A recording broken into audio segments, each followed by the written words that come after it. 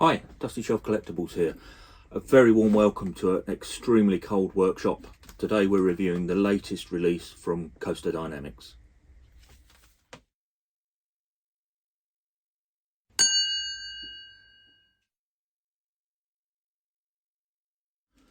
Yeah, so Coaster Dynamics have released this coaster cutout of the lead car of the Pepsi Max Big One at Blackpool Pleasure Beach. Just a quick background to Coaster Dynamics. So they started off creating these statics models, which are injection molded depictions of various roller coaster cars sitting on a plastic track in a plastic display. They were never really taken up. Well, they weren't taken up in the UK. They're basically, a lot of the parks in the US had these for a short period. They're quite rare now. I mean, they don't make them anymore. They occasionally come up for sale, but as I say, they were very particular to the US parks. Coaster Dynamics then took this concept, put low friction wheels on there, and sold a kit of a track that you assembled. Put this on the track, and up it goes with a 12-volt supply to a lift hill. It runs all the way around, and you've got a working model of a roller coaster. They're extremely large when they're built. I do have one, we'll review it in another video. Probably 4 or 5 foot long. They're absolutely huge. So not the best of space savers.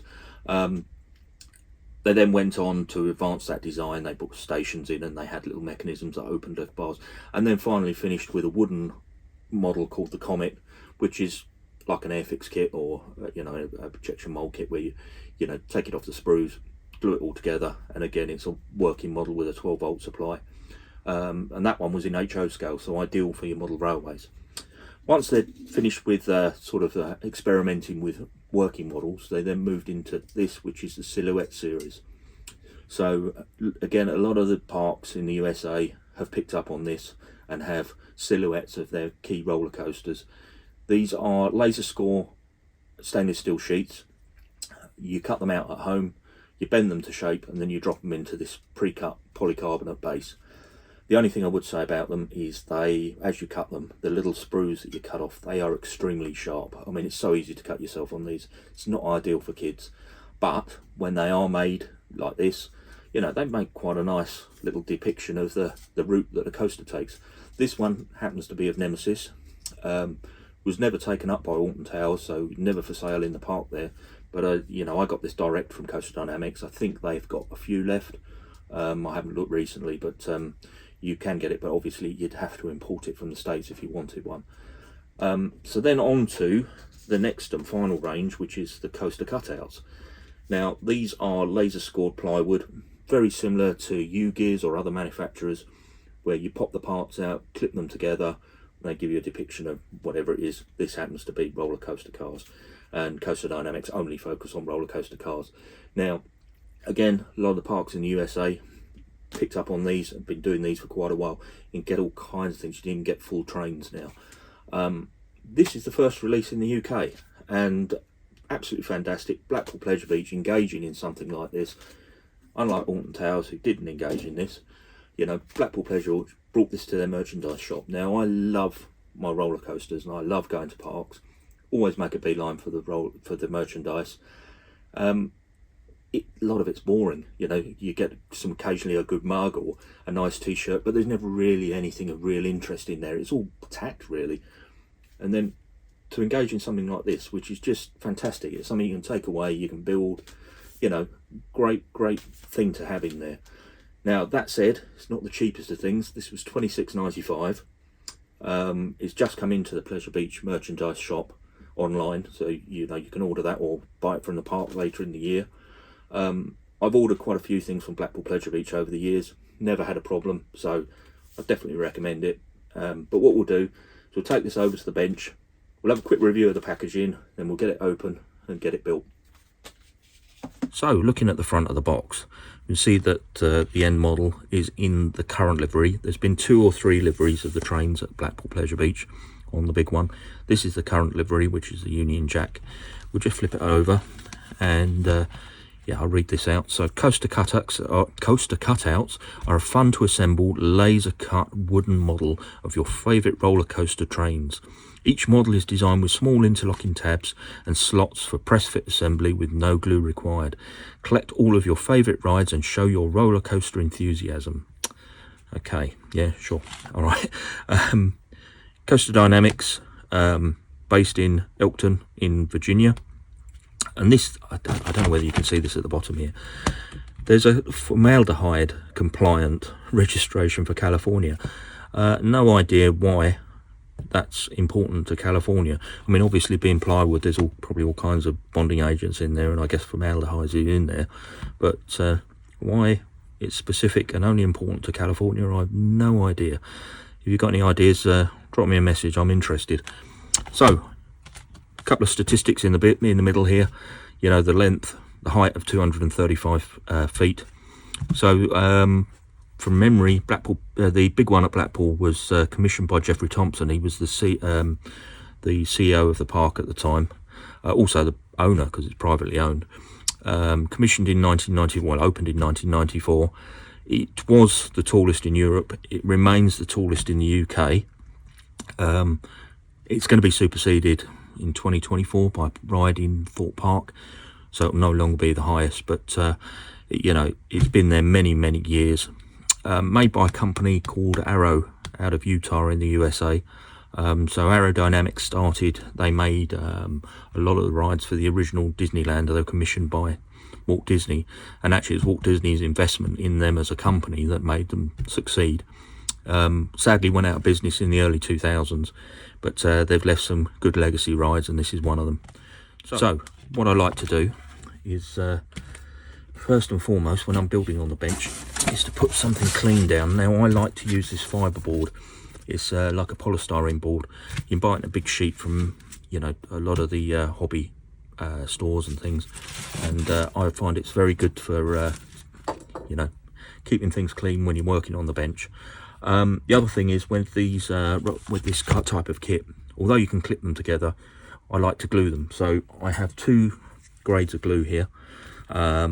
It's an industrial grade, so it's available from various DIY shops. It's low viscosity and a high viscosity. So basically, if you want it to run, you use this one. If you don't, you use this one. And the good thing about this glue is you can move the parts into place, and then you use this active spray. You spray it a couple of seconds, it sets off, and it's nice and hard. You know, but it allows you to move parts. It's not like the stuff that you get in the supermarkets. You know, it's a little bit more versatile. And then obviously we need, so knocking stuff over, need the cutting pad, because although it says you can push these parts out, past experience has told me that that's not always possible, and obviously the trusty knife there. So with that, I'll get the packet open and let's see what's inside. Right, let's get this open. I'm just going to move those over. Right. So, cellophane wrapped, and here's a set of instructions here. So, let's see what we've got. Okay, fairly straightforward. Let's cut these open.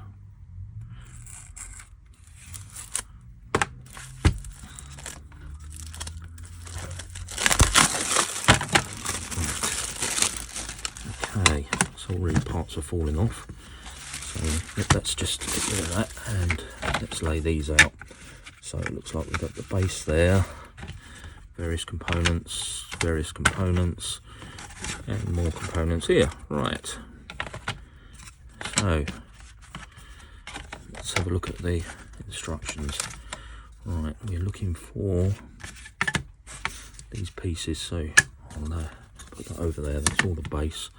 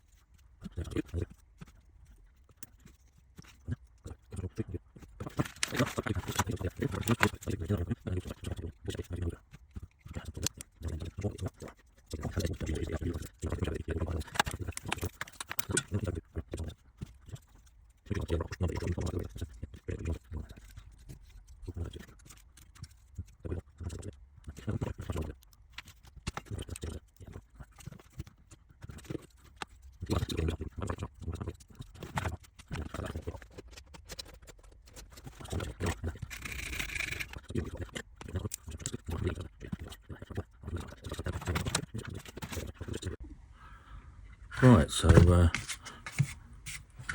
let's do this into here. So we're just going to put a blob of glue on there and a blob of glue on there. Drop that into here like so. Right, that's perfect.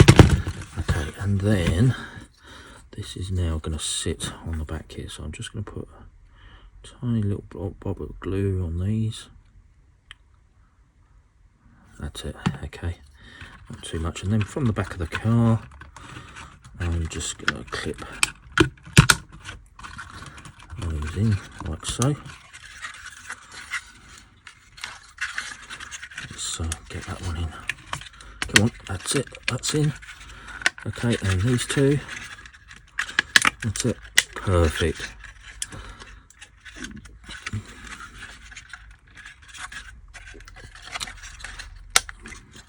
Yep, so there you go, like that, perfect. Just check the restraints are true, that's fine. So then, I clipped these in a minute ago, so I was off camera. So that sits in like that. This now clips onto the base, like in there like that. Okay. You see my little mistake at the front there. It doesn't really show. It's not the end of the world. That goes on there like that, and then this whole train. Again, just checking my restraints are all good. Everything's together. All the wheels are on. We'll then clip into there. Perfect. There you go.